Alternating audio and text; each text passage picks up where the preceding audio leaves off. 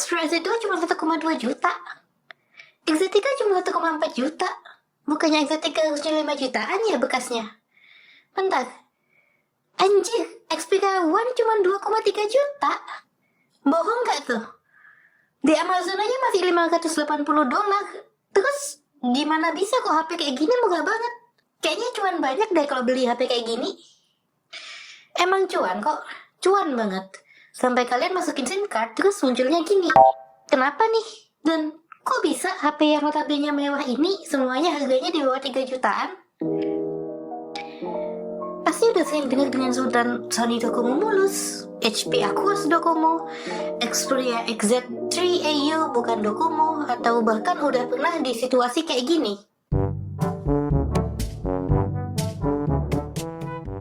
Wih, bro, ganti HP lo? Oh, udah waktunya gue pensiunin iPhone 3G gue.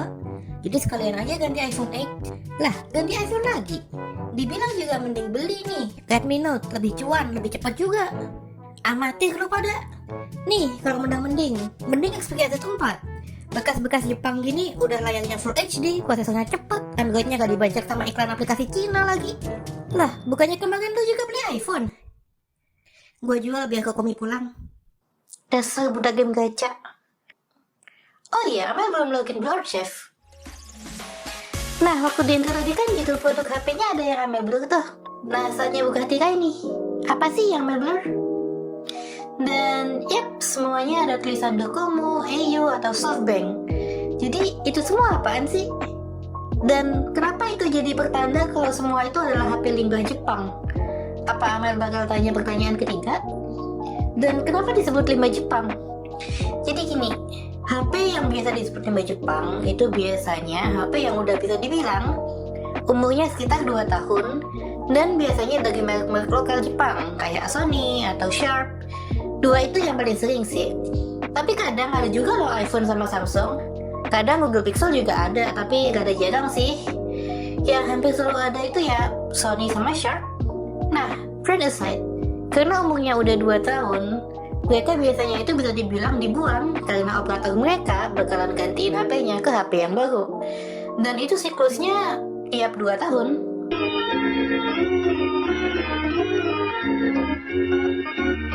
Terutama buat Docomo atau Softbank. Dan itu dia kenapa HP ini disebut HP Docomo. Soalnya selain asalnya dari Jepang, biasanya HP-nya ada branding Docomo di belakangnya. Contohnya kayak HP aku yang lama nih. Ini dulunya HP Docomo yang pakai kartu Docomo. Jadi HP yang ada label Softbank berarti dulunya kartunya Softbank. Dan sama juga buat AU.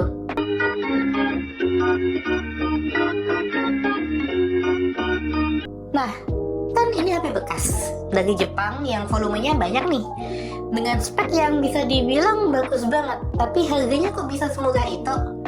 Kalian pasti mulai mikir, ini jangan-jangan HP ilegal? Dan kalian benar banget malah.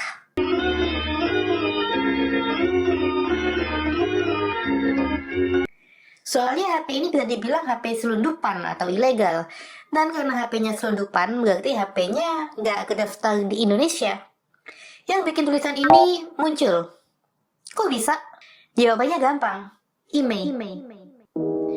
Angka yang kalau dilihat kayak nomor serial ini emang angka unik yang dipakai buat identifikasi alat telekomunikasi. Jadi bukan HP-nya yang diidentifikasi, tapi modemnya.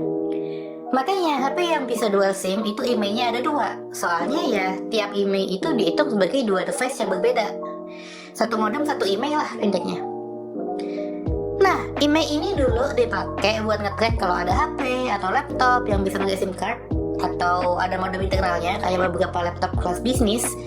Nah, tapi karena IMEI itu unik buat setiap handset, itu juga bisa dipakai buat kontrol hal lain loh. Contohnya ya kayak di Indonesia yang sistemnya IMEI whitelisting. Jadi kalau kamu beli HP dari luar negeri, terus kamu balik ke Indonesia dan mau dipakai terus, kamu harus ngurus itu ke Bea Cukai. Mereka sih bilangnya gampang, tapi Amel sendiri belum pernah coba dan gak yakin akan segampang itu sih. Tapi kalau kamu gak ngurus ke Bea Cukai buat daftarin IMEI-nya, ya ada kemungkinan HP-mu gak bakal bisa dipakein kartu SIM di sini. Bukan berarti HP kamu rusak ya, tapi lebih ke kamu harus pakai HP lain yang emailnya kedaftar buat jadi bridge kalau kamu mau pakai HP itu di luar rumah yang biasanya pakai wifi. Nah, itu baru aja satu hal nih, kita nggak bisa lupain masalah yang lebih gede. Semulus-mulusnya HP bekas itu masih HP bekas. Amel sebenarnya udah kali ketiga ini beli HP yang notabene 5 Jepang. Dan ketiganya ada masalah yang lumayan mayor sebenarnya. Yang pertama itu Xperia Z4 yang ada masalah di baterai.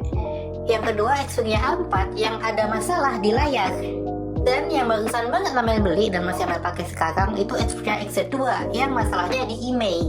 Sebagus-bagusnya HP bekas pasti ada minusnya.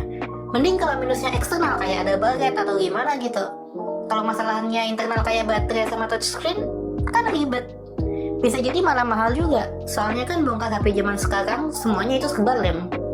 Dan juga nggak peduli semulus apa HP-nya, tetap aja pasti ada yang kurang. Buat kasus HP Amel yang sekarang, selain email, juga ada shadow tipis di layarnya. Bukan deal breaker sih, dan juga penjualnya emang transparan tentang ini. So, apa HP Jepang ini worth it? Tergantung sih, kalau kalian lagi mepet atau butuh HP bagus yang kuat ngejalanin aplikasi agak berat, entah itu game atau apa, Genshin, yang sebenarnya gak butuh bisa pakai SIM card, buat kita aja sih.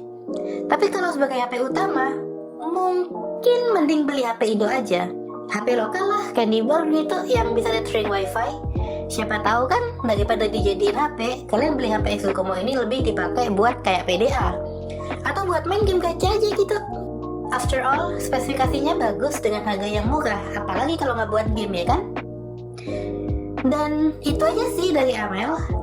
Also, this is my first time writing script in Indonesian, so if you have any comments or critics, feel free to type it in the comment section. And I will see you again next time. Take care!